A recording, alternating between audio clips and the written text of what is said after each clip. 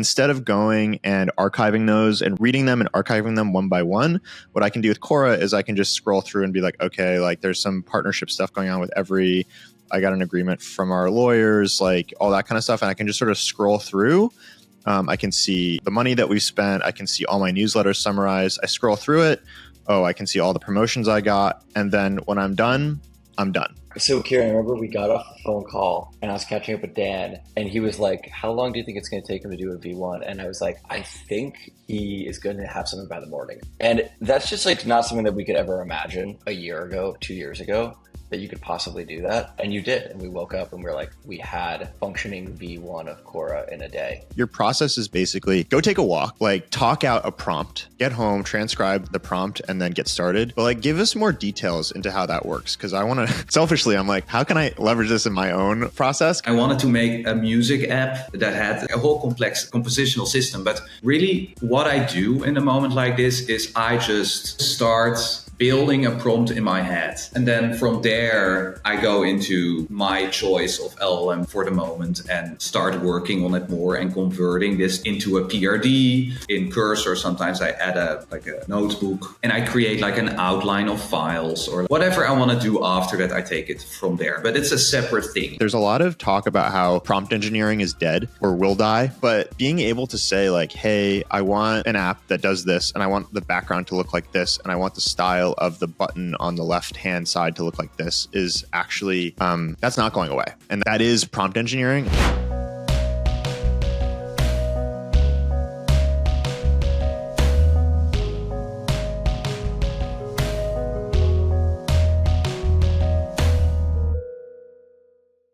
Kieran and Brandon, welcome to the show. Thanks, Dan. Thank you. So Brandon, you're now the top recurring guest on AI and I, so people should be familiar Congrats. with who you are. But if they're not, you are the head of studio and consulting at Every. And Kieran, this is your first time on AI and I, and you are the GM of Cora. And yeah, tell us a little bit about who you are and what Cora is. Yeah, very excited to be on here. I'm building Cora. It's a product that solves the pain we're all feeling when we think about the word email. Hence my hat here, anti-email. I wear a hat that says anti-email very largely printed on the front.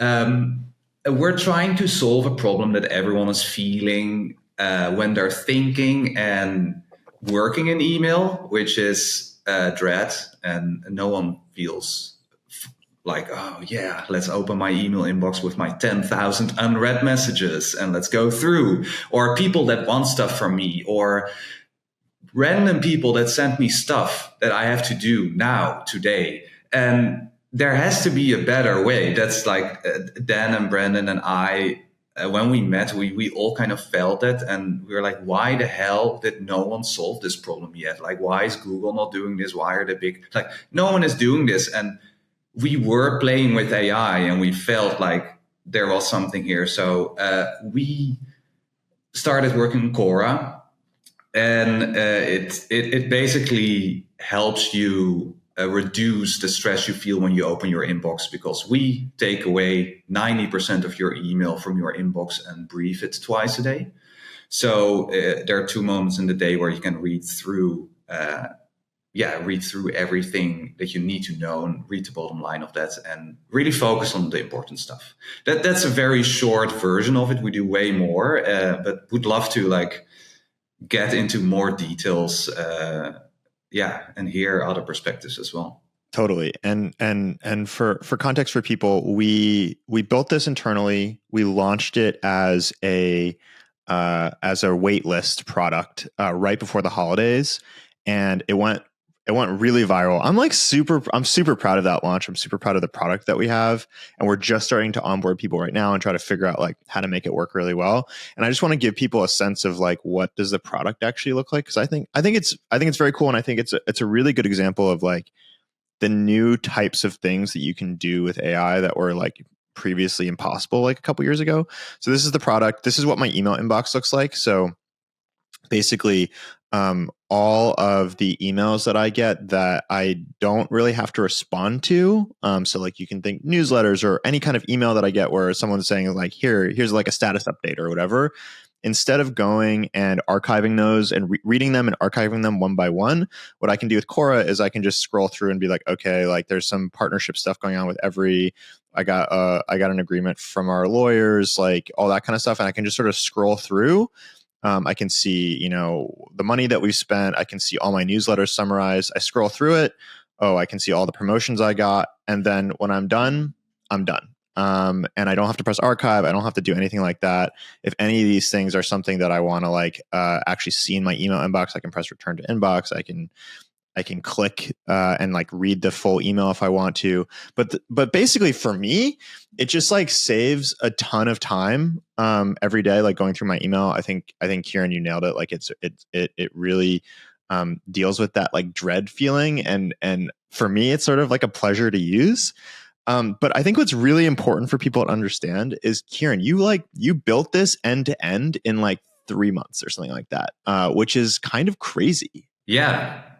And it's really fun as well. Like, it's the best thing. It's also like, yes, I built this in 3 months, but also we were like feeling this idea already 4 months, and we were thinking about this. Like, it's in the air. Like, we're not the only email tool launching. Yeah, I think it's worth like talking about the history of Cora for a second too, because we actually didn't start here. We didn't start with briefs. We kind of started where everybody else is right now, which is email assistant, which there are like hundreds of products out there at this point that do that for you. They'll draft your emails. And we did that at first, and we got really good drafts. But I think what we realized is doesn't matter how good an LLM can mimic your voice if it's not in your brain. So it doesn't have context that you have, and it just can't write a good email for you, period, for like 50% of your emails that you need to respond to. Because 50% of your emails that you need to respond to, you need additional context the LLM doesn't have. And so Cora does draft emails for you, but it only drafts emails that it thinks that it can do a great job drafting, where like you're gonna have to edit very small amount. And I feel like we actually, throughout this process, realized that the actual cognitive load is the stress that you feel about like managing your inbox, not necessarily responding to emails. Because the responding to emails is kind of like the pleasurable part of emailing, because it means you're maybe progressing something forward. It's like the managing and cleaning of your inbox, which is actually a majority of what we all do. That is really stressful. So I feel like, yeah, there's been like an interesting arc getting to where Cora is today.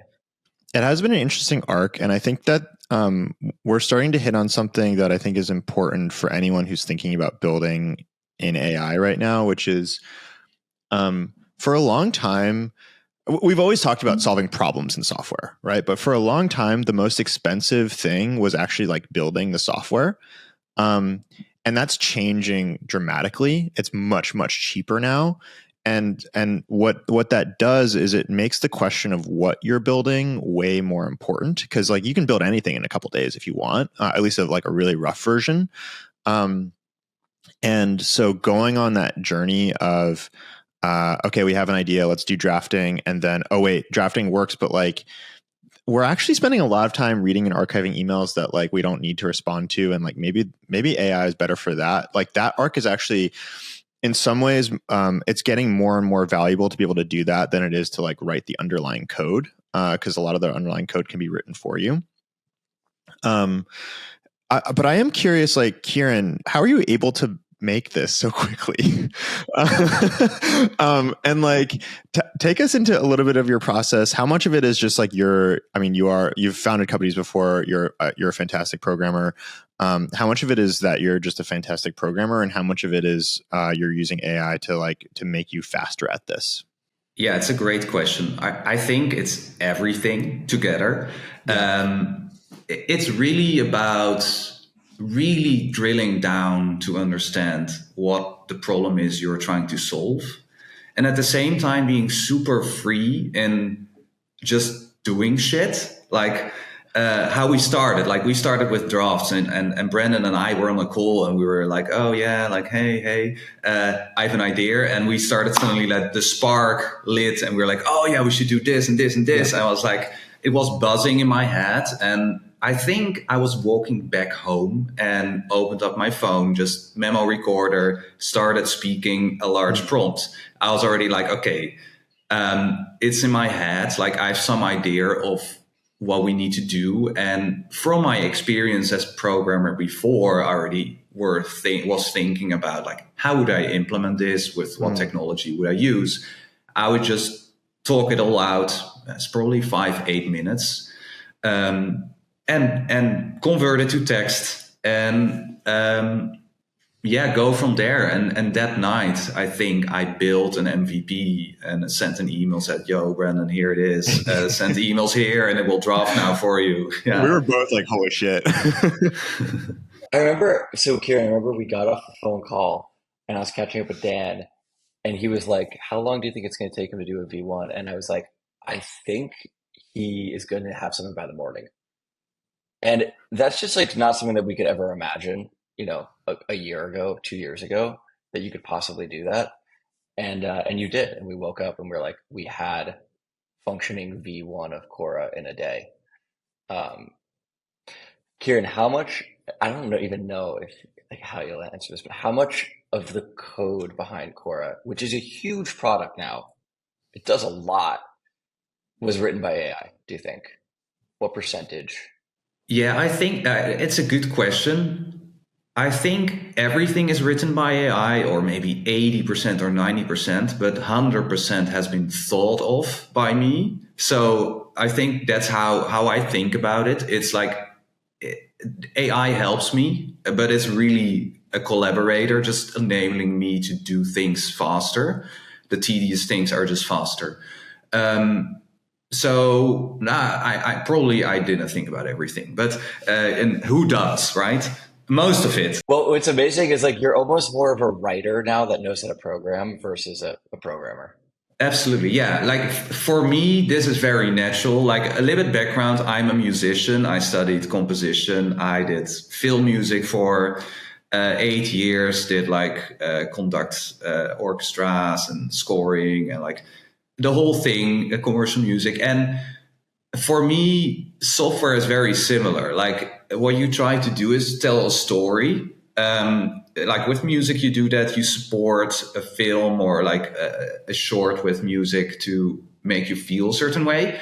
And I think of it a similar way with software, where you create an experience where it makes you feel or experience something or tell a story.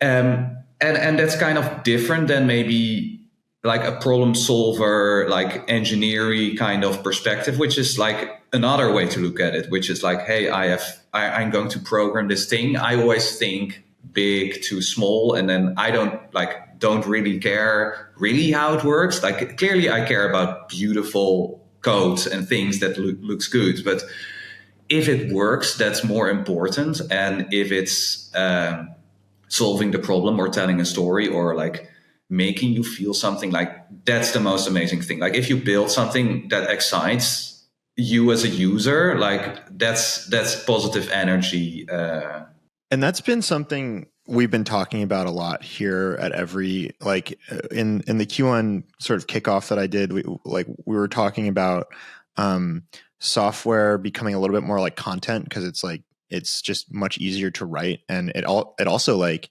goes viral. Like a lot of our growth at Every has been us releasing software products like Cora over the last couple months.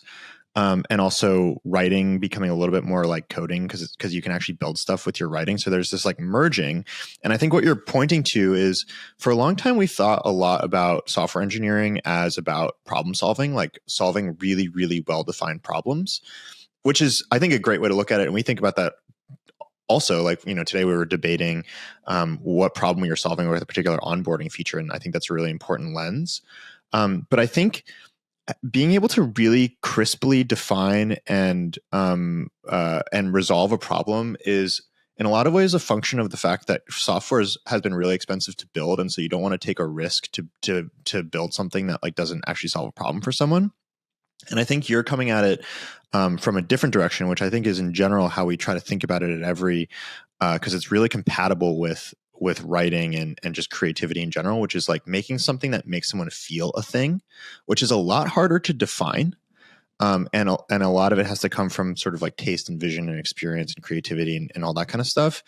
And I think software is moving in that direction more, which is another way in which it's a lot more like content now. Is like, yeah, if anyone can build like an email summarizing tool or like an email response tool or whatever, the one that makes you feel great is going to be the one that wins, because everyone can solve the problem. And I think that's like a really interesting thing, and it's one of the most special things about Every is I think we're all trying to do that. Yeah, absolutely. And what is very interesting or about that concept is like it's more about good taste and style and just experience and like what you take with you, like your perspective and especially with Cora, like you see that like everyone on the team like brings their vision, and it's a different kind of solution to email. Like we hear people say like there's no one else like this. Like it's different, and that can be good, that can be bad, but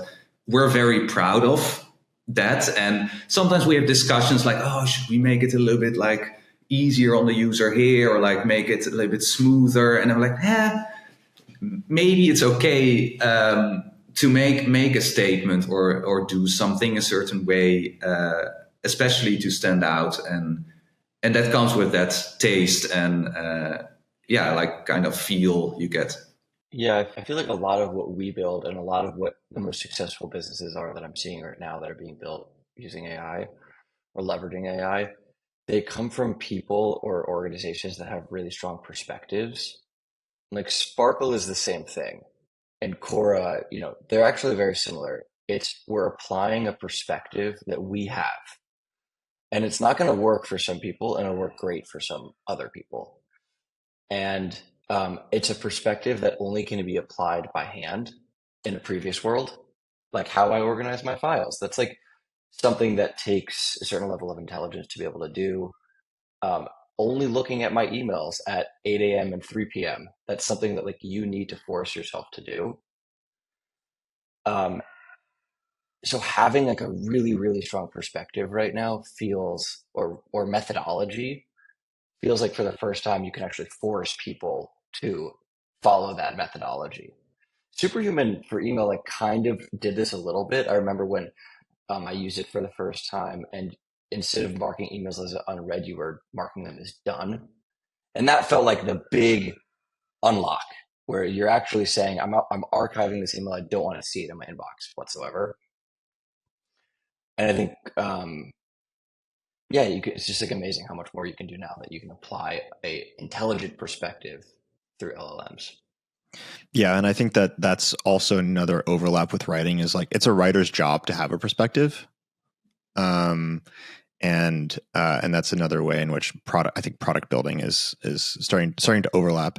I do want to go back though to Kieran. You said you had this great anecdote of like building that first Cora MVP in one night, and you said like your process is basically go take a walk, like talk out a prompt, get home, transcribe the prompt, and then get started. But like, give us more details into how that works. Cause I want to selfishly, I'm like, how can I leverage this in my own process? Cause for example, like one of my big questions is what is that prompt? Like, what are you trying to, especially let's say for a new project, what are you trying to get into that initial prompt as you're walking and talking that sets you up well? Can you find this prompt, Kieran? That would be great. I love that idea.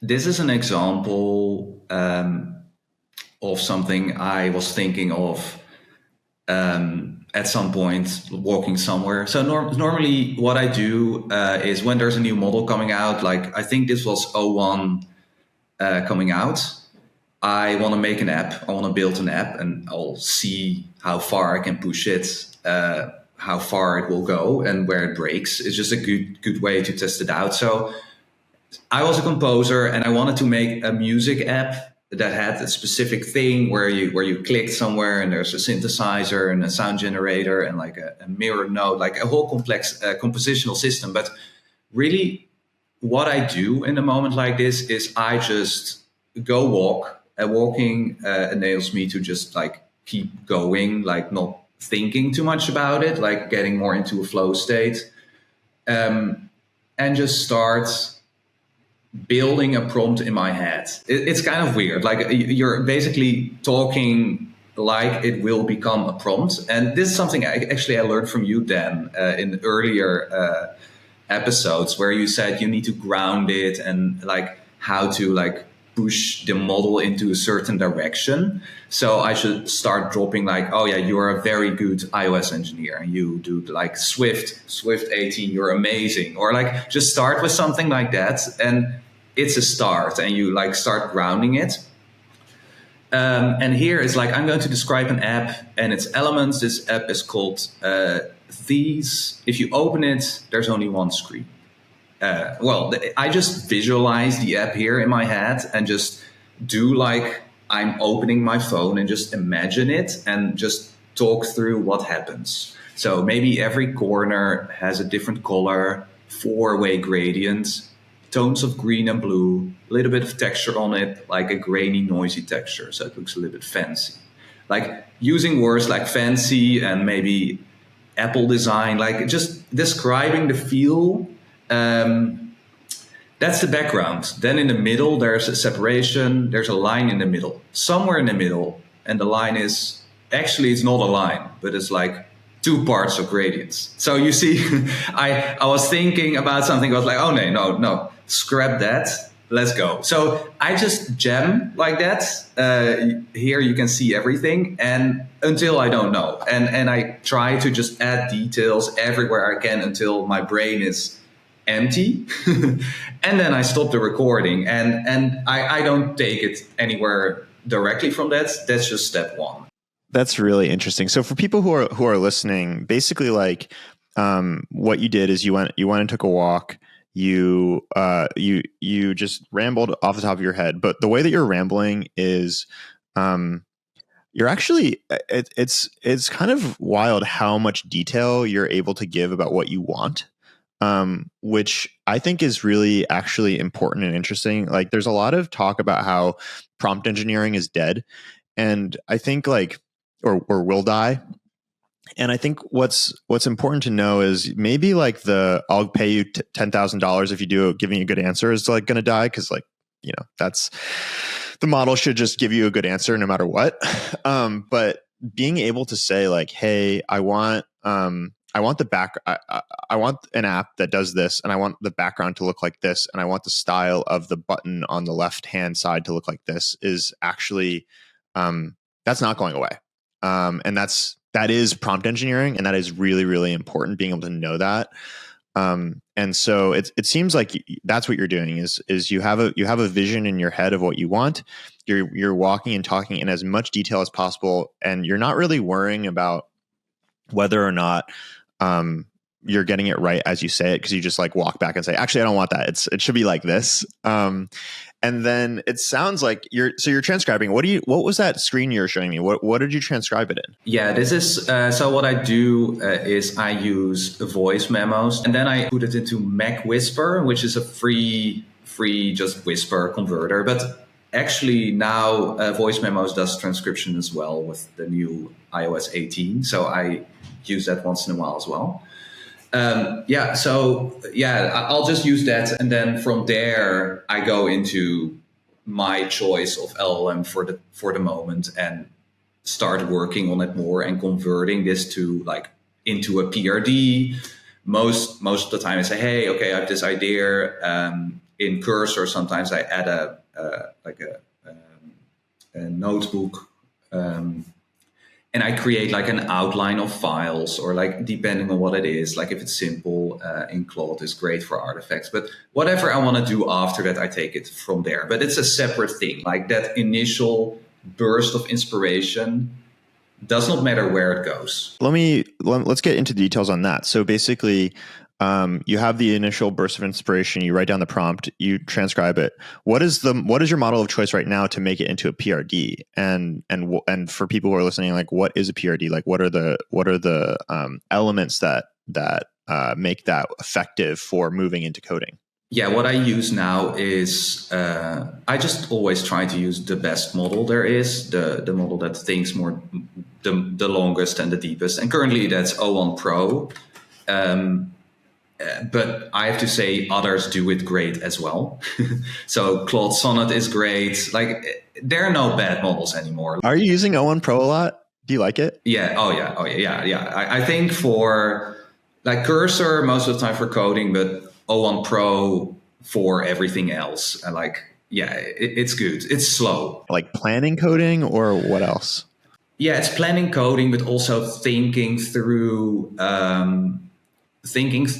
strategies, or like just doing some collaboration that's not coding, just like as a partner, like bouncing ideas or laying out options. Yeah. I find myself using O1 all the time. Like that's my main model right now. And I have O1 Pro, but I just, it takes so long. And I think sometimes it feels like it's a little galaxy brained, like it overthinks. Maybe the quicker response from O1 is actually better in certain cases. I haven't figured out, like basically where I use O1 Pro is a lot of the coding that I'm doing is sort of like you, where it's like 90% AI generated, but it's different from you in that I'm too lazy often to think about what the architecture should be, because I don't think that most of the stuff that I'm doing is like not going to last beyond like the couple hours when I'm doing it.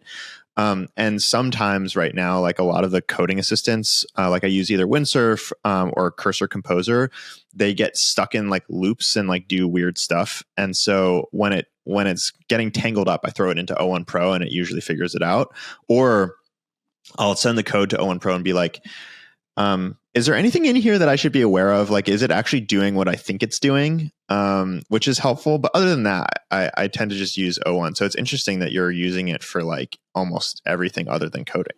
Yeah, I use it for coding too, but very specifically, if I know what I want and just say do it, and then it does it perfectly.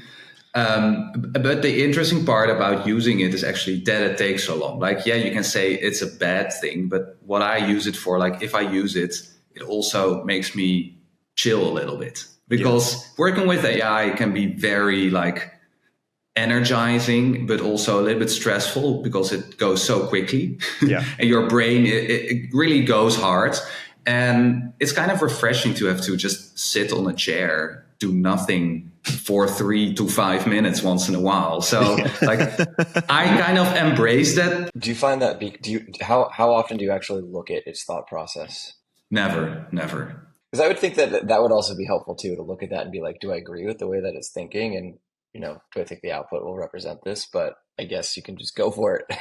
Yeah, so I never look at it because it's like a summary either way. Also, why I use it is because it is the newest model. I want to learn the most with it, and the only one to really learn about a model is to use it. That's how you get better, is to use the model. So it might also be that where I'm not still like it's still a new model in my mind where I don't really understand or have a good feel for it. So that's why I use it as well. It's another reason. Brandon, what are you using these days?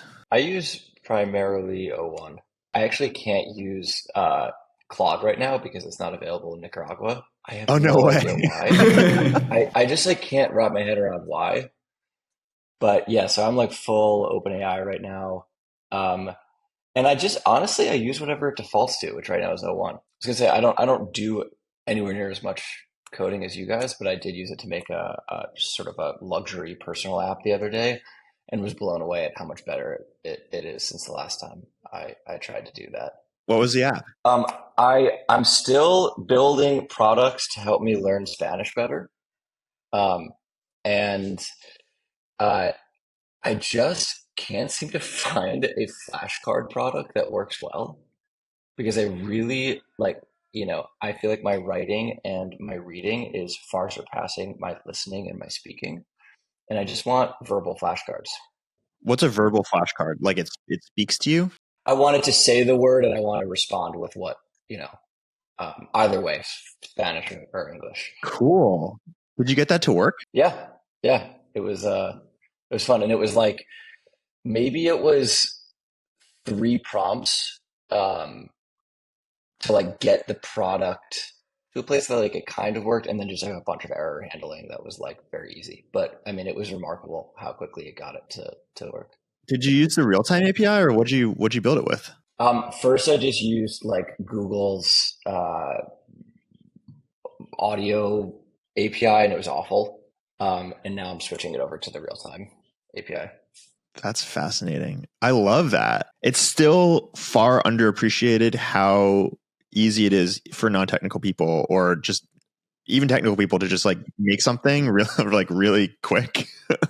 Like it hasn't filtered into public consciousness yet. Yeah, and that's why like Replit agent is going to be so important, because getting stuff actually like hosted and pushed to a website that you can access it regularly, so I can do it whenever I want, versus like going to need to run npm run dev in the terminal, which most people don't know what that is. Like that's really where luxury software and one-time software becomes possible. Because like maybe O1 Pro, O1 is the best at writing code, but that's not what's hard anymore. What's hard is actually hosting it. All the environment stuff. Yeah. Have you used like Cursor, Composer, or Windsurf for this kind of thing? Because it'll run all that stuff. Yeah. But I should be getting a 101 from either of you at some point. Yeah. That's been the nice thing for me, is like with Windsurf and Cursor Composer, like they can use the file system. And so they'll set up a lot of those things. And then because they run, like, let's say they run npm install or whatever, they install all the dependencies. If it runs into an error, it will see the error and then fix it automatically. And that just has saved me tons and tons of time where I would usually be like banging my head against the problem and like Googling for like what this random error is, and it just fixes it. I'm curious, Kieran, you're using Cursor Composer mostly, right?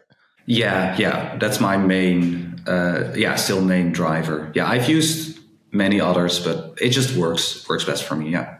Do you have any tips for like effective Cursor Composer coding? Yeah, it's not a tool. It's in your head. It's kind of like the problem Brandon is describing. Like people think they can do it. I love like the midwit response. No, it's like a friend of mine. We spoke on Monday, like 2 days ago, and I was just saying to him, like, why are you not building stuff? He was like, yeah, but I'm not too technical and blah, blah, blah, blah, blah. Like I hear it so many times, and I said, just try it. Just download Composer. Just do a basic thing. And I gave him a few instructions, and yesterday he has been like texting me every hour, I built another app, look, and then with the video. And like today he said, like, I built an app for my daughter's school, this and that, with a leaderboard and confetti and all kinds of things. And like he is on the sugar AI rush for sure. Like but it's in their head, like it's in your head. And what works is just go do it, go feel that. Because if you've never felt that, it's hard to understand. And yes, you need to understand a few things, like what is the difference between chat or Composer and agent mode, and like which one should you use. So like it would be nice. Yeah. Like the limiting factor now is not knowledge. It's just patience and like your own determination to actually like run into a problem and then just literally put it back into. Also that. Like I don't even read the errors. When I get an error, I don't even read them. And sometimes I wonder like, well, is this bad because I'm not truly understanding what the problem is? And then I'm just sort of like, screw it. Like that world is over. And also I'm never going to be a great programmer. So like my goal is to not understand this. My goal is to just build the thing. I agree. I think like that's my big question for you, Kieran, is like, I find myself like sort of like Brandon said, like being almost like a copy paste monkey, where I'm just like paste the error, go back, like, and then I think there's a real question, and I think it's a real actual like turning into a skill question, which is, how do you know when to check the work of the model, and to get into the details versus not? And I've been talking for a long time about this sort of like allocation economy thesis, which is like we're moving from a knowledge economy to an allocation economy, where the previously like what you know was like how you were compensated, and now it's like how well can you allocate intelligence. And the skill to allocating it to intelligence is sort of like the skills of human managers right now, where a human manager always has to answer that question for themselves too. Is like, someone did some work. Do I micromanage and get into the details, or do I fully delegate? And then, like, how do I know when to do that? And I'm curious for you, like, what is, you said earlier, like you really understand the code that's being written. Is that because you're actually reviewing most of the code that gets written, or is it because you are architecting the code before the AI writes it? So you're pretty confident you understand how the system works. Like, yeah, how are you dealing with the kind of get into the details versus delegate? Yeah, that's a really good question. So for Cora, it's different than for like an app that I just quickly do for fun. Like there are differences. And for Cora, it's also different because I use technology that I've been using for like 15, 16 years already. So I know it very well. It's just different. If you know something, this is Ruby on Rails, HTML, which I know for like very long. And that's what we use. And like, it's different if you use technology, because you look at it and you have an opinion or you have a feeling or there's feedback there. So I can use that. Do you need to? That's a good question. Maybe not. So for me, the most important part is not the code that's written, but where things go wrong. If things go wrong, it's always because the idea or like the problem is not clear. If I do something that writes, where cursor writes code that like is not good, it just means it's not clear what it should do. Like I'm not clear in how to structure things. And think of it like don't like models, for example, where like we use emails. So email, we need to define what is an email, like what kind of states can an email be in. And if I don't understand all those aspects, it's very hard for a cursor to do the right thing, and it will fill in details. And when it's filling in these details, sometimes it goes rogue into different directions that are contrary, and that's not good. So you need to be very clear on like a direction and yeah. How do you deal with like filling it in on the details? Because like one thing that I notice, and again, I'm mostly using this for like one-off apps, is like when I create the app, I'll make all these decisions. Let's say I use like Supabase as the database as a simple example. And then that for that composer session, it like remembers that. And then the next time I use it, if I open up a new session, it'll forget a lot of that stuff. And then it will make new or different decisions. Like it'll be like, let's assume that the database is a local hosted P-SQL Postgres like database, and I'll connect to that. And I'll be like, no, it's Supabase. And then it's like, well, where's the end file? And I'm like, here it is, or whatever. Or it'll go like, I'll ask it to build something new, and it will like go delete something old as it's building the new thing. So there's all this like weird stuff. Are you like continually creating like a context file for it to know certain things, or like how are you making sure it remembers the decisions that you've made and not messing things up? Yeah, there are a few things. So for people who are watching, you're in Cursor. We're looking at you have your Cursor settings is open, and you're going through the file system. Keep going. Yes. So there's this file that you can create in your project called .cursor rules, and you can write stuff. This is linked to the current project. So normally what I do is when I see things go wrong, like what you said, where you do something wrong, I just go in here and edit. And it's very simple. So for example, for controllers, I like to say, hey, actually there are two helpers always present that you can use. So basically you're putting like in cursor rules at the top, you have like a heading that says controllers. And then underneath that, you have like some information about controllers in your code that you want it to follow. That's basically how it's structured? Yeah. Yeah. And mostly these things come from things that go wrong, or like things that are like, it did something, and then I say, oh, but can you actually do it like this? And I'm like, okay, let me add that instruction already in the cursor rules, so I don't have to say that every time. And it just, do you do that manually, or do you say add this to cursor rules in manually? I don't know if it can edit it now, but it's an interesting idea. Yeah. Wait, so I know that you put the every style guide in there. So one of the things that's been really interesting is like, you know, at our core, we're a media company full of writers and editors who care a lot about language, and so all of the copy for all of our apps gets like carefully copy edited, which can take a little bit of time. And I know you put the every style guide in your cursor rules so that hopefully we can get some of the copy editing out of the way. Does it work? Like, is Cursor Composer able to apply that style guide to copy in the app? I think so. So I've been I've been opening emails and apps, and like what I do is like, hey, can you apply the every style guide to this especially? So like I try to like reference it a little bit so it does it better. So far it has been changing like how we write things a little bit, but like in the end we'll see how many notes come on the copy. Wait, can we try this? Can we try this together? Like, I really want to see this. So basically, like, I'm sending you a link to a very, very drafty section of an essay I'm writing. Mm-hmm. Can you like throw it in as a text file into this project and then just ask Cursor to like copy edit it? I want to see if it'll work. Yes. Wait, here's the chat. Studio chat. Because honestly, if this works, this like changes a lot. Like, we're gonna have all of our editors start to use Cursor now. People have been writing novels in Cursor, so I know it's possible. But that's great. I put it in. I put it in the studio chat.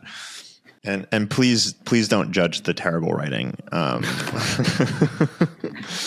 You can still see Cursor, right, Sharon? Still see Cursor. So for people who are listening, so basically, I sent Kieran a draft of a essay I'm writing, or part of a draft, and he's saving it as a markdown file in his Cora project. I guess we should make sure this doesn't get committed.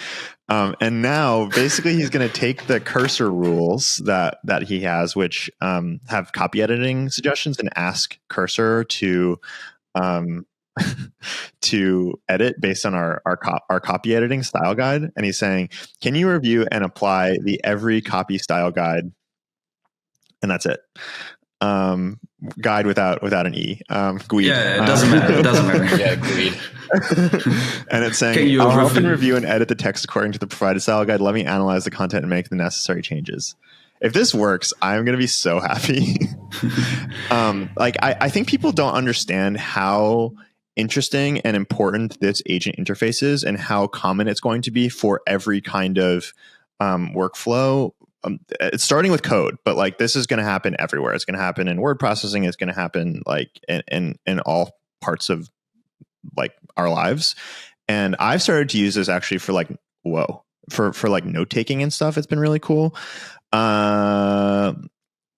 This is really interesting. So it says, I've applied the style guide rules to improve the writing. Here are the key changes made: tile case for headlines and section headings. Interesting. I'd have to like really look at this, but based on what I can see, I would guess that it's not, it's missing things. And what you'd need to do is ask it to go rule by rule through the entire file. Yeah. Mm-hmm. It doesn't know how to do that yet. Yeah. And also, if we want to lean into it more, like what you could do is you could create a notepad with the styles, so you can reference that notepad and say, hey, everything in this notepad go line by line, or you can say just go through it once and then do the other. Yeah.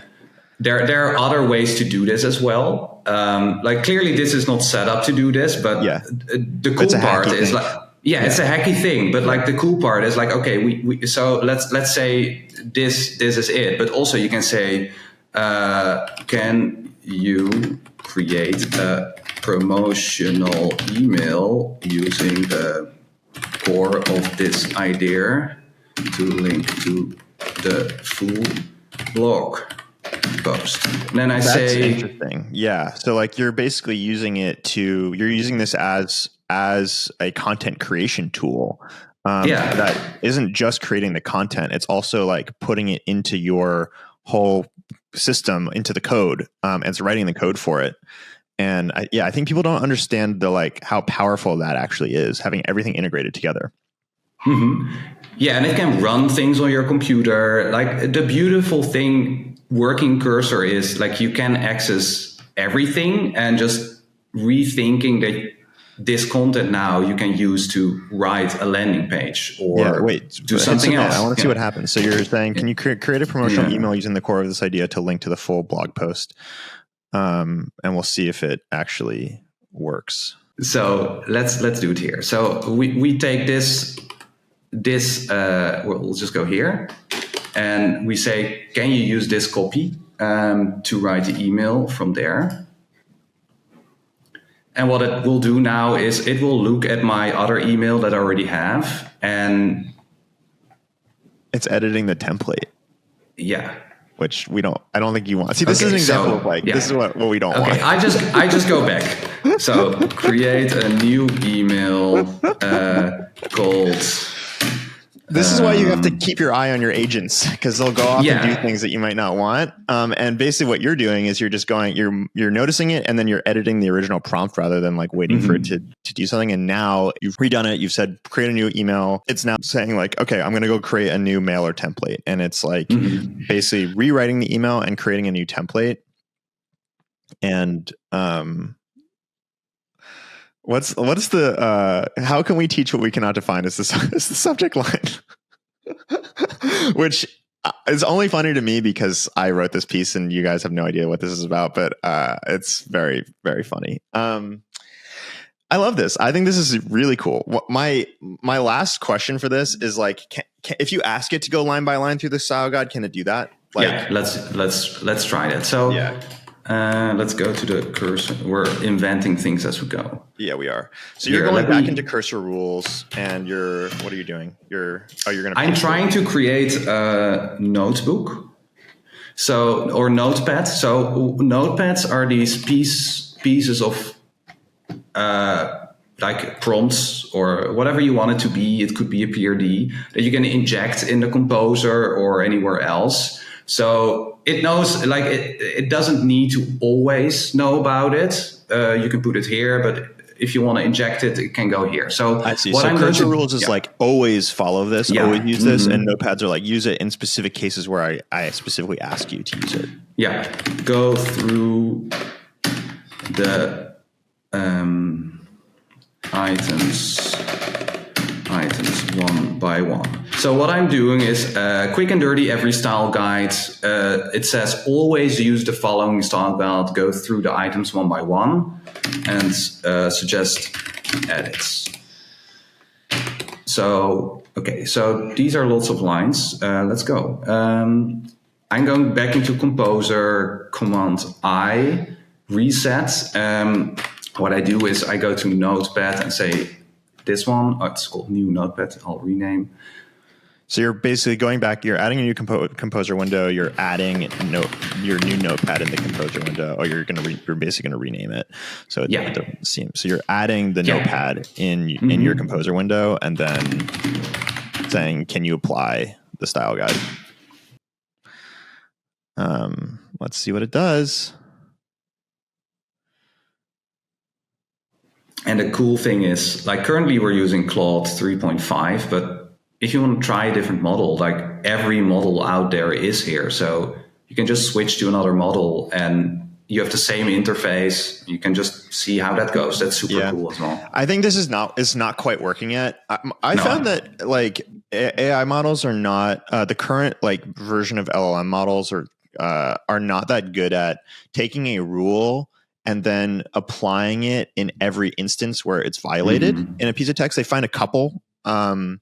The only one that's good at this is O1, but O1 is not in any of these agent interfaces because it doesn't have tool calling yet. But that's coming. It's definitely, it'll come out this quarter, I'm sure. And I think that will totally change how this works. So I went to normal because we don't really need an agent for this, because this is kind of a one shot. So yeah, it's a little bit hard to understand, but normal and agent, the difference is the agent can think in steps, and normal is more like you say something and then it says something back. It can still create files or do things. So that part is not the agent-like thing. It can create files, but it cannot see what the error is. An agent can run code on your computer and see, oh, there's an error. Oh, let me fix the error. And then you don't need to do anything. With the normal one, it just creates the files. You have to do it yourself and then say, oh, there's an error. Can you fix it? So that's the normal, but you can use O1 in normal, which is still good. The agent, basically, it runs in a loop and just tries to finish the task for you, and chat like tells you what to do. It's sort of like having ChatGPT in your cursor, and you have to kind of manually apply each change. And so it can do that iteratively based off of the problems that it encounters, but it doesn't yet work within a single prompt. Like, it's not going to work iteratively inside of a single prompt. It's not going to, like, based on your initial prompt, it's not just going to keep running until it thinks it's finished the entire task. It will just respond with all of the responses, and then you apply the changes, and then you can say, like, okay, like let's keep going. Yeah, and there's also the chat, which is like the most simplistic version. One other way we could try it out is like selecting one section and then do Command K and then say. I think that would probably work better. Yeah. I'm just trying to think about what our editing team would actually do, and until it's agentic, I don't think they're going to do this. No. Yeah. But I think there might be a way to instruct the agent to think in a loop. There might be. There might be. We just need to like go through it. Like, I'm pretty sure you can do it, but it doesn't work as simply. So it needs some work. Okay, well, I want to. We're getting close to time, and so I just want to like take it back to like one of the interesting things to me about getting to do this kind of podcast is we get to take people along in our journey to build these businesses, it's like a new generation of business under a new kind of structure. We have multiple different products, multiple different businesses under one roof, and we're figuring it out as we go along. And I think the more we can bring people into that process of figuring things out, the better. I'm curious, like, let's talk about the main problems right now, right? Like, we launched Cora, we have the waitlist. There's 7,000 people on the waitlist, which is amazing. We've started to take people off the waitlist, and we've done that in just like, it sends an email to them and saying, you're off the waitlist. And then also Brandon has put the team on his back and is doing a lot of manual onboardings. Like, your whole schedule today is like, I think, filled with doing manual onboardings with people, which is amazing. It's the superhuman style of onboarding. And we decided to do this because it's just like signing up with your email and letting something have access to your email is like it can be really stressful. It's a high pressure thing, and having the kind of like over the shoulder onboarding allows us to identify problems so that we can guide the initial people through it and then fix the problems. But I want to talk about like what are the main problems that we're trying to solve right now? Like, how are we approaching? Okay, we're going from here to the next step, which is like we can probably we can launch it publicly, but there's a lot of steps to that. So yeah, what are we thinking about right now? Before we get into that, I think I can share what the hardest part about this is, which is that we just have a bias to use the products that we make. And sometimes I feel like that can make us feel like the products are working because we use them, even though we may be convincing ourselves that some of the problems that we're encountering aren't real problems because we want to be using the product. And that is, it's like an impossible question to answer if we're doing it or not, because it's hard to recognize that for some types of problems. So I feel like onboarding manually helps us get a sense of like what are people's real concerns or apprehensions, specifically with a product that's going to manage such a critical part of your work life. And I feel like that is I mean, that's one problem that we're all very aware of right now, which is Cora archives your emails. It makes it so you don't see stuff that people may be sending to you that is important.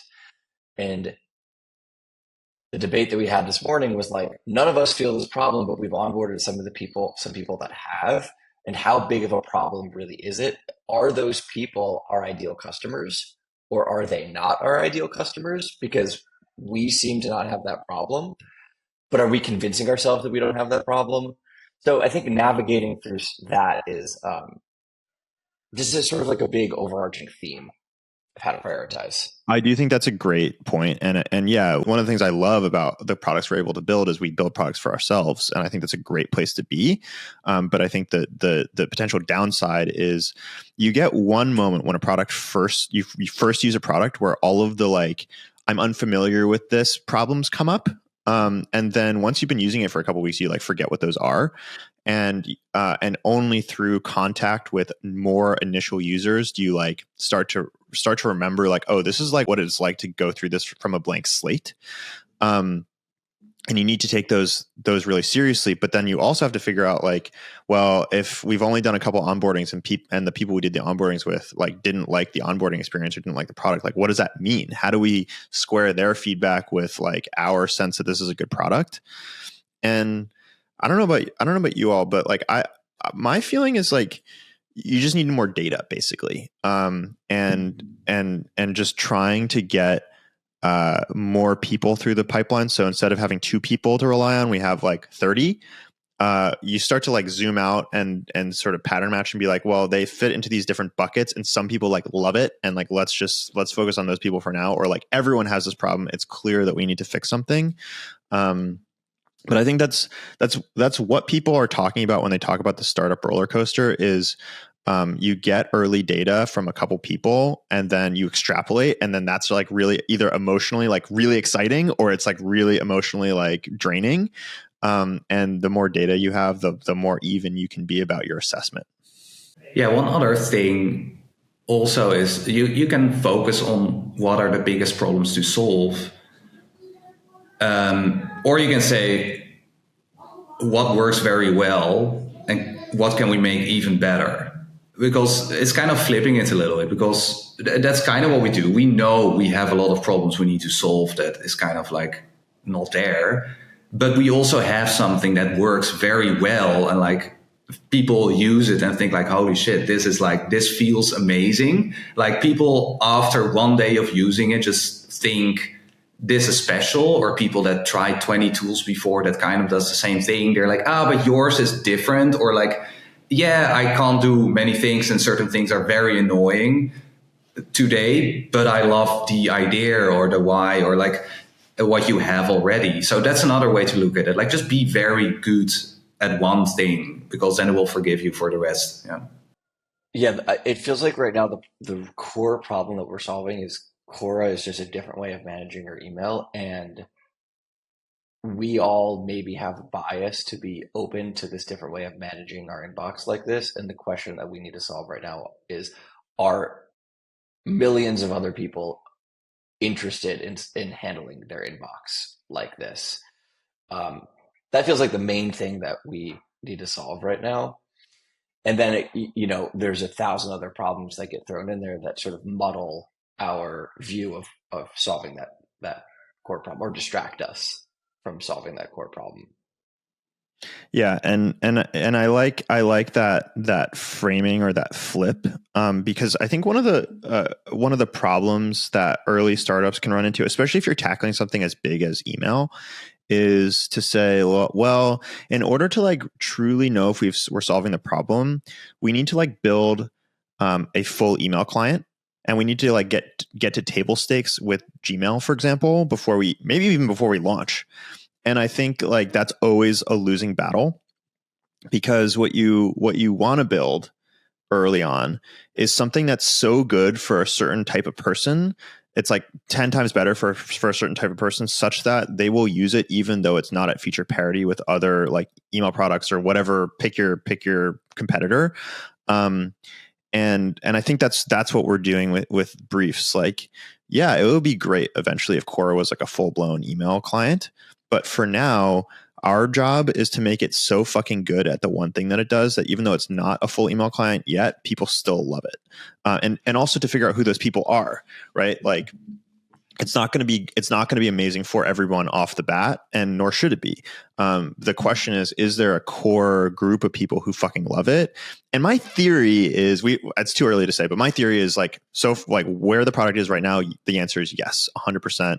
And it'll be a really sticky, really amazing experience for those people. But you never know. Like, you never know if you're just drinking your own Kool-Aid, because like we came up with it and we built it and we like it, but we'll find out.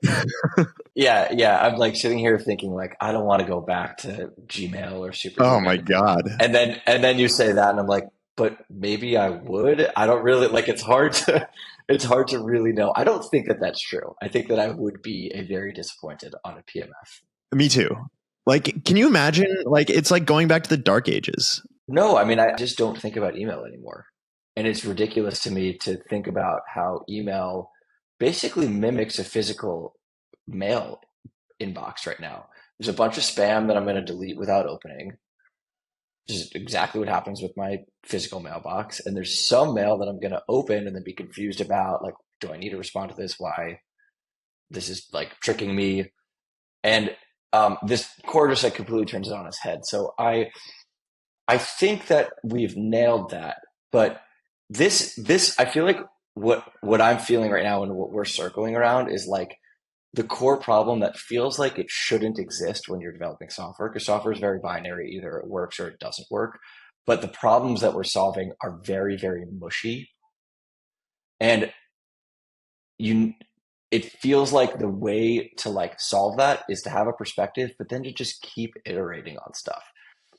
One of the biggest problems, we sort of have two challenges ahead of us. One is like fantastic product market fit represented by a product that solves real problems with a certain perspective. And then the other problem is like getting a shitload of people to know that Cora even exists, and figuring out how to prioritize on either one. Like, that's where the mushiness of building a product comes in, because you have to make a decision ultimately. And yeah, I find it emotionally sometimes hard to like give things up. We've been talking about that a lot. Like one of our Q1 or just 2025 in general questions is like, what do you want to sacrifice? Because I think we're, as an organization, all of us just love doing lots of things and we don't want to give anything up. But giving something up is often the best way to like make progress on the things you care about. And yeah, I think you're right though. Like that's the place where I think we're heading, which is, if you believe what's coming out of like OpenAI is like, we're basically getting to AGI in the next like 1 to 2 years. And I think, and by some definition of AGI. And I think that that's probably likely to happen.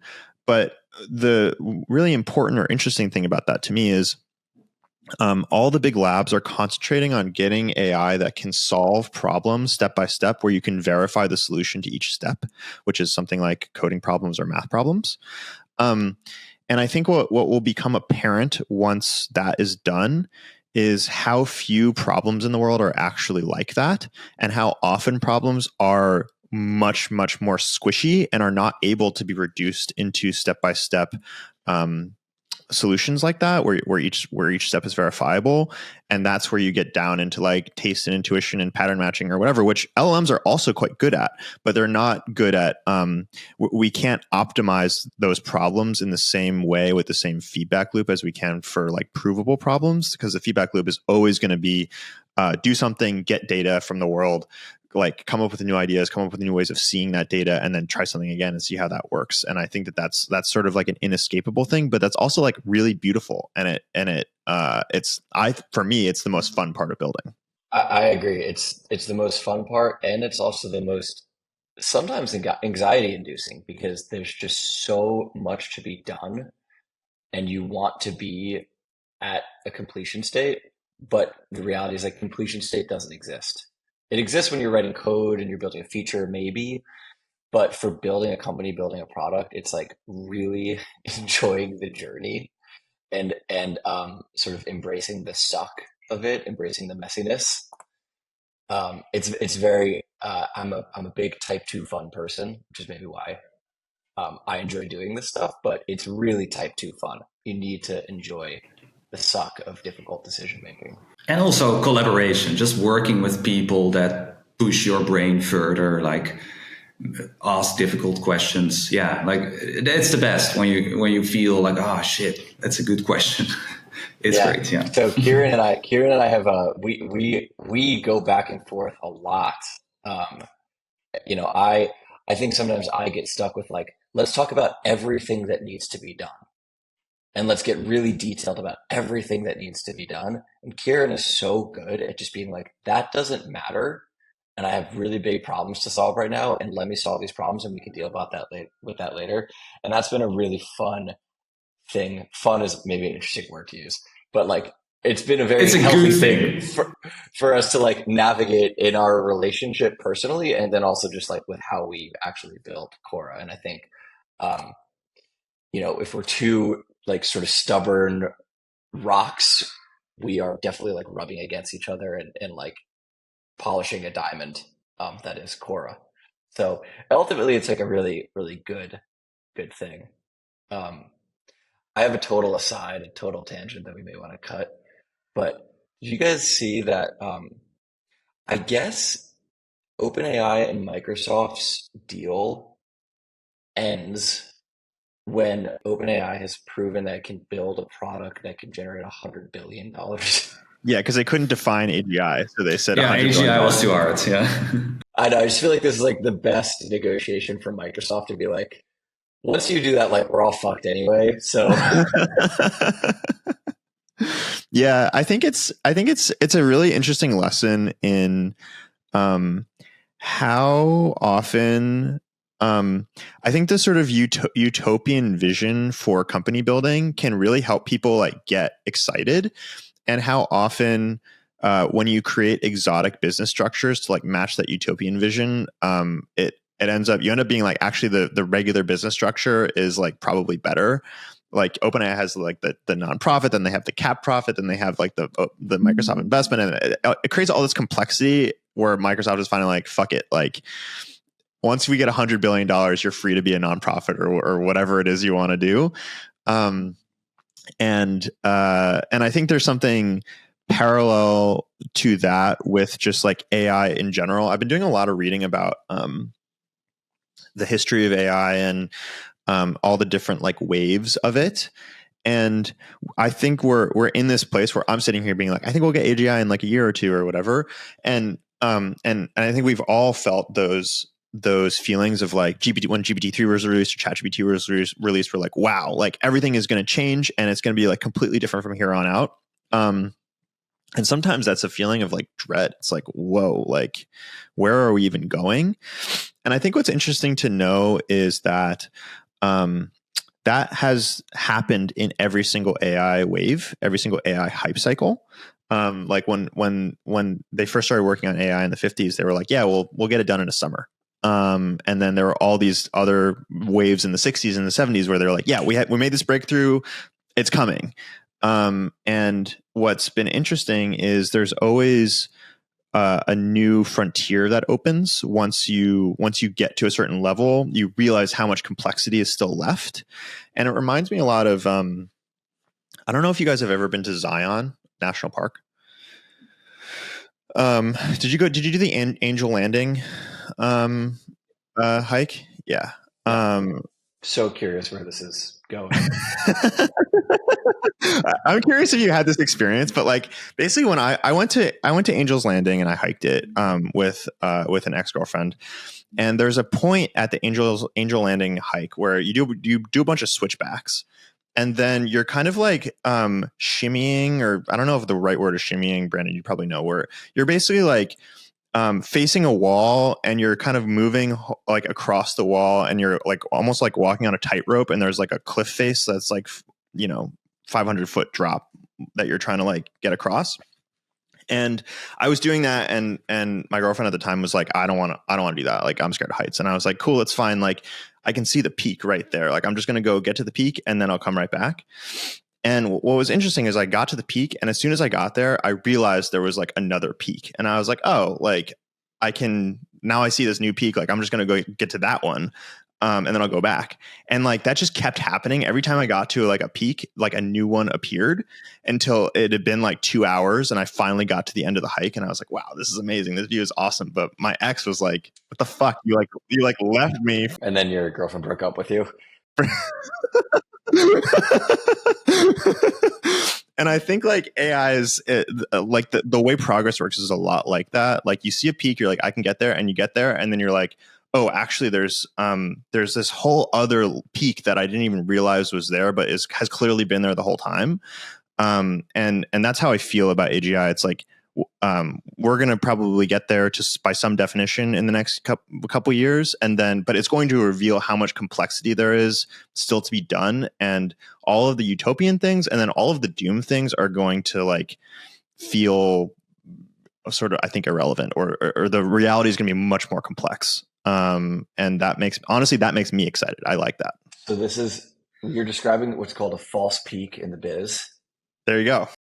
And I have another visual that like really makes me, that this reminds me of, that I saw at some point, which is, I saw some visual that was like, this is the whole of human knowledge.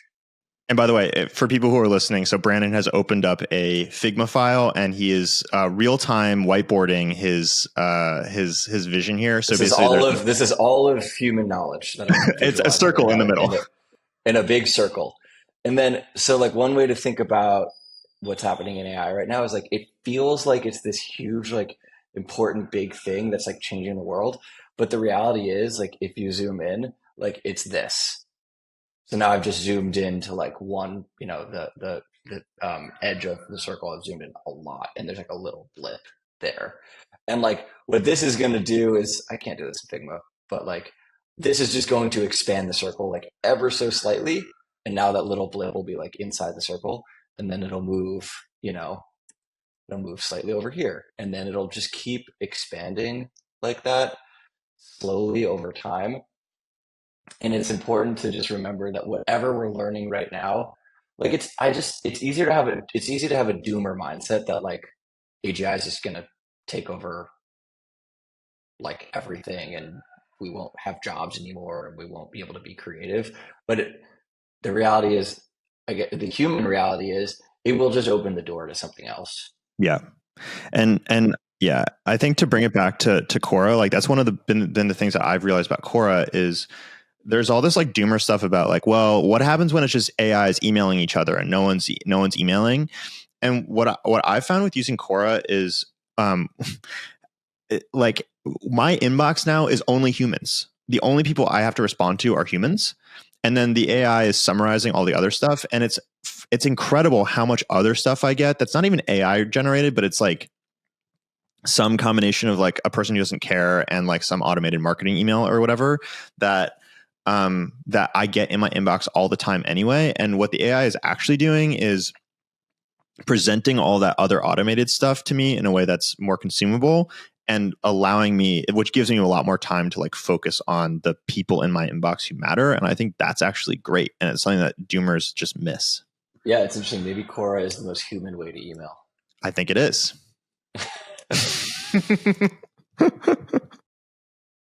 All right. Well, this has been a great conversation. Any final thoughts, Kieran or Brandon, before we sign off? Join the waitlist, Cora.computer.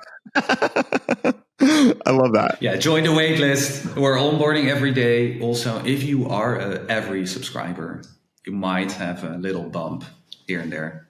That's true. Every subscribers, you get access. You get early access to Cora. You'll get bumped off the waitlist. It's 7,000 people, so you get to cut the line, and then you get access to all the other products we make and all of the writing and other things that we do. And we will do another Cora update, hopefully soon. Hopefully we'll have more stuff to talk about. But until then, thanks for joining. This is awesome. I'm super excited for the future of Cora and to get to do it with both of you. Thanks for having us, Dan. Thank you.